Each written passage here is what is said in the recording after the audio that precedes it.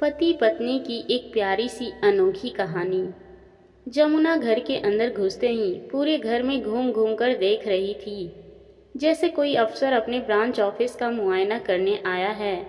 मैं और मेरी देवरानी अपने बच्चों को संभालते हुए डरते डरते उनके पीछे पीछे ही घूम रहे थे कि वे क्या देख रही हैं और क्या कहना चाहती हैं, हमें मालूम नहीं चल रहा था। अचानक वे एक जगह पे रुक गई। हम दोनों ने एक दूसरे को देखा। तभी उनकी कड़कती हुई आवाज़ सुनाई दी, यहाँ इतनी धूल जमी है, तुम दोनों को दिखाई नहीं दिया? क्या करती हो दिन भर? गपशप करने से फुर्सत नहीं मिलती होगी या मेरी बुराइयां करने से थकती नहीं होंगी? यही बात है ना, इसलिए घर साफ नहीं हुआ। इस तरह बड़बड़ाते हुए वह पूरे घर का मुआयना करके एक जगह बैठ गई और मैं भागते हुए उनके लिए कॉफ़ी लाने गई। डर लग रहा था कि अब क्या बोलेंगी, क्योंकि उनकी खासियत यह है कि अगर आप कॉफ़ी थोड़ी गर्म देंगी तो कहेंगी कि रख दे, कल पी लूँगी। अगर आप थोड़ी ठंडी देंगी तो वो कहेंगी फ्रिज में रख देती, थोड़ी और ठंडी हो जाती, कोल्ड कॉफ़ी समझकर पी लेती। शक्कर कम डालो तो कहेंगी कि अपने लिए बचा कर रखी है क्या? ज़्यादा डालो तो कहेंगी क्या चाहती है, मुझे शक्कर की बीमारी लग जाए? यह तो छोटी सी बात है, पर इस तरह के किस्से हर रोज घर में होते ही रहते हैं। खैर, ईश्वर की कृपा से मेरे द्वारा बनाई गई कॉफ़ी उन्हें पसंद आई थी, पर वे तारीफ नहीं करती हैं। उनकी सोच में बहू की तारीफ करे तो वह चने की झाड़ पर चढ़ जाएगी। वैसे भी हमें तारीफ की जरूरत नहीं है, घर में शांति बनी रहे बस। लोग कहते हैं कि मेरी सास को शांति पसंद नहीं है, इसलिए देवर के लिए आई शांति नामक लड़की का रिश्ता भी ठुकरा दिया था। अब कहानी में चलते हैं कि जमुना यानी मेरी सास साइट पर जाती है, जहां हमारा घर बन रहा है। रोज सवेरे 8 बजे तक घर से निकल जाती हैं। उनके लिए नाश्ता पानी खाना कॉफ़ी सब पैक करके दे देना पड़ता है। अगर 2 मिनट की भी देरी हुई तो उनका गुस्सा 7वें आसमान पर पहुंच जाता था। एक दिन फ्लास्क खराब हो गया था और कॉफ़ी डालकर उन्हें देनी थी। स्टोर रूम से फ्लास्क लाने में 5 मिनट लग गए। उन्हें गुस्सा आया और उस दिन बिना लंच लिए वे चली गईं।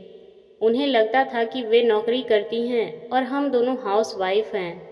पति जिस तरह ऑफिस जाने के पहले सताते हैं, वैसे ही वे भी हमें सताती थी। सास बिना लंच के गई और उनकी यह अपेक्षा भी थी कि मैं बड़ी बहू होने के नाते उन तक खाना पहुंचाऊं।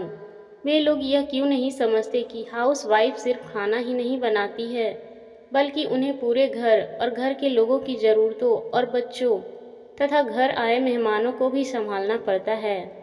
इतना करने के बाद भी यह सुनने को मिलता है कि घर पर ही रहती हो, करती क्या हो। मुझे तो कभी कभी लगता था कि सारा काम वाम छोड़कर बैठ जाओ और कहो कि आज मैंने कुछ नहीं किया है। हमारे घर को बनते बनते 1 साल लग गया और इस 1 साल में हमने इनकी बहुत सारी ज्यादतियों को सहा है। मैं एक पढ़ी लिखी लड़की थी, पर ससुराल आकर मुझे लगता था कि मैं एक अनपढ़ गंवार हूँ और मुझे कुछ नहीं आता है। हम हमारे अपने नए घर में हम सब शिफ्ट हो गए। पुराना जमाना था, साथ ही ब्राह्मण परिवार, तो बहुत सारी पाबंदियां थी। इतने बड़े घर और भरे पूरे परिवार को एक हाउसवाइफ ही संभाल कर उसे घर बना सकती है, यह तो कोई नहीं समझता या समझते हुए भी अनजान बनता। इन्हीं सब हालातों के बीच मेरे पति का तबादला हैदराबाद हो गया। मैं अपने दोनों बच्चों के साथ पति के साथ आ गई। मैं सबको यह दिखाना चाहती थी कि एक महिला घर संभालने के साथ साथ बाहर का काम भी बखूबी संभाल सकती है। वैसे भी मैंने मास्टर्स किया था, बीएड भी कर लिया और स्कूल में काम करने लगी। मैंने बखूबी अपनी सारी जिम्मेदारियों को निभाया। अपने दोनों बच्चों को पढ़ाया लिखाया, इस काबिल बनाया कि वे अपने पैरों पर खड़े हो सकें। दोनों को समझाया कि नौकरी करे या हाउसवाइफ, एक औरत ही है जो ईंट पत्थर के बने घर को घर बना सकती है। अब मुझे देखकर मेरी सास भी कुछ न कह सकी। अब तक तो शायद वे भी समझ गई होंगी कि सिर्फ एक औरत ही है जो ईंट पत्थर के घर को घर बना सकती है।